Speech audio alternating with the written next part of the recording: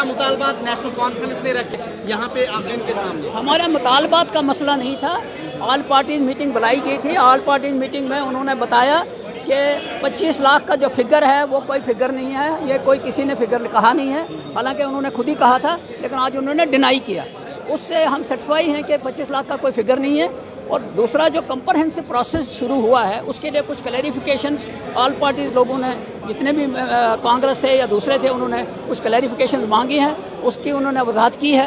और हम समझते हैं कि जो कंप्रहेंसिव प्रोसेस शुरू हुआ है, अब ये कैसे चलेंगे उसका ये वक्त बताएगा। एक अहम सवाल, अब किसने वहाँ पे उनसे बात की कि बाहर के लोगों के हक में किसने वहाँ पे कहा? बिल्कुल बाहर के लोगों का उन्होंने कहा कि बाहर का लोगों का सवाल नहीं है, जो टेम्परेरी वोटर है उसके मतलब कुछ खदशात जाहिर किए हैं और उसका उन्होंने जवाब दिया है। अब देखना है कि उसको कैसे रेक्टिफाई करेंगे।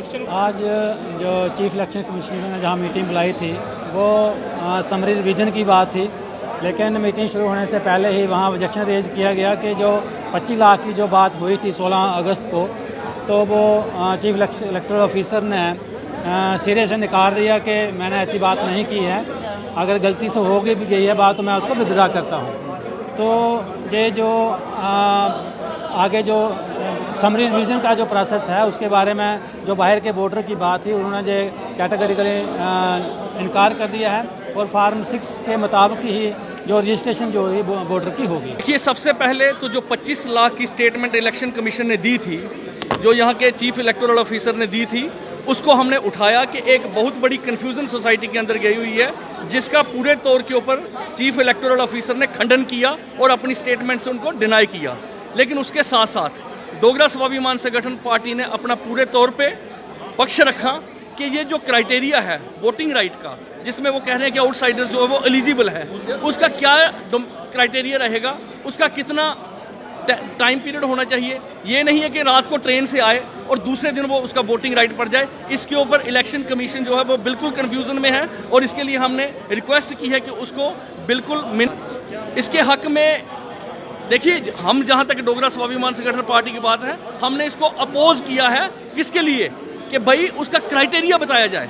अभी कन्फ्यूज़न में ये नहीं है कि रात को आए और सुबह वोट डाला जाए, बंदे का उधर बाहर की स्टेट में भी वोट हो और इधर भी आके डालें। उसके लिए वो बिल्कुल पूरा इलेक्शन जो है वो उनके पास कोई जवाब नहीं है। उन्होंने यही हमें कहा कि आप इन राइटिंग अपनी रिप्रेजेंटेशन दे दीजिए, हम इसको हाईलाइट करेंगे, इसको हायर अथॉरिटीज़ के ऊपर टेकअप करेंगे, यही उन्होंने बताया। लेकिन उस अफसोस की बात है कि जम्मू एकजुटता की बात करने वाले लोग भी, वो उन्होंने खुला न्योता दिया पूरे हिंदुस्तान के वोटर के, वो आके जहाँ पे वोट डाल दें।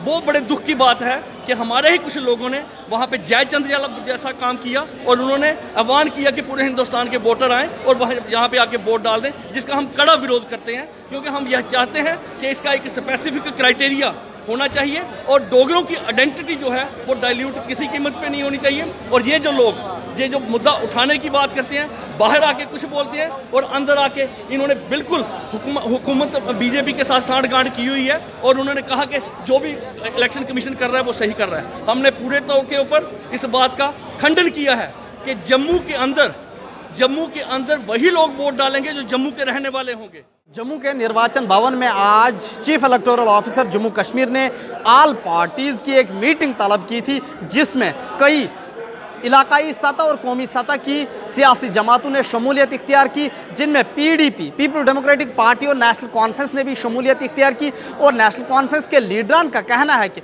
उन्होंने वहाँ पे ऑब्जेक्शंस उनके सामने रखी कि बैरूनी रियासत के लोगों को जम्मू कश्मीर में वोट देने का हक ना दिया जाए। वहीं पीपल डेमोक्रेटिक पार्टी के लीडरान का भी ये कहना है कि निर्वाचन भवन में की इस मीटिंग में उन्होंने ये मुद्दे चीफ इलेक्टोरल ऑफिसर के सामने रखे। कि जो मेरे साथ मौजूद है पीपल डेमोक्रेटिक पार्टी के media coordinator senior leader Parvez Wafa, जिनसे हम बात करेंगे। जी, किस तरह के मुद्दे आपने रखे इस मीटिंग? सर, आज का जो मुद्दा रहा हमारे खासकर पीपल्स डेमोक्रेटिक पार्टी ने, ये मुद्दा हमने रखा है कि नॉन लोकल जो सिटीज़न हैं, नॉन लोकल वोटर्स जो हैं, हम उन्हें कतई बर्दाश्त नहीं करेंगे। यहाँ पे हम उसकी कड़ी शब्दों के अंदर मजम्मत करते हैं और यहाँ की डेमोग्राफी जो है यहाँ वो हम चेंज नहीं होने देंगे। इन लोगों का ये एजेंडा है कि जो लोकल जम्मू कश्मीर के लोग हैं उन्हें ये लोग माइनॉरिटी के अंदर लाएं और बाहर वाले लोगों को ये मेजॉरिटी के अंदर लेके जाएं। इस चीज़ के हम लोग खिलाफ़ हैं। हमारी पार्टी ने बिल्कुल इसकी कड़ी मजम्मत की है और इसके साथ साथ में हमने ये एक मशवरा दिया कि जिस वक्त पे वोट बनाने के लिए जाएँ उस वक्त पे उस BLO के साथ हमारी लोकल जो पॉलिटिकल पार्टीज़ हैं उनका एक वर्कर होना चाहिए, उनका लीडर साथ में होना चाहिए, ताकि वो आइडेंटिफाई कर सके कि ये जो वोटर है वो लोकल है या आउटसाइडर है। ये बिल्कुल हमने ये पॉइंट्स रखे हैं अपने वहाँ पे।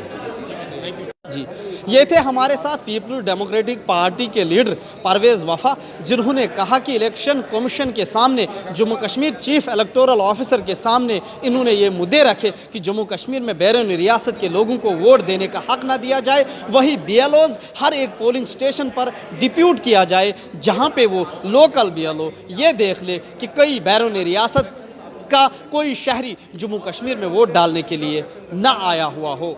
अब देखना ये ज़रूर होगा कि किस तरह से chief electoral officer Jammu Kashmir people Democratic party, national conference और इंडियन नेशनल कांग्रेस की ये सजेशन तस्लीम करके इस पे गौर करेगा और जम्मू कश्मीर में बैरूनी रियासत के लोगों को वोट डालने का हक नहीं देगा। ET भारत उर्दू के लिए जम्मू के निर्वाचन भवन से मैं मोहम्मद अशरफ।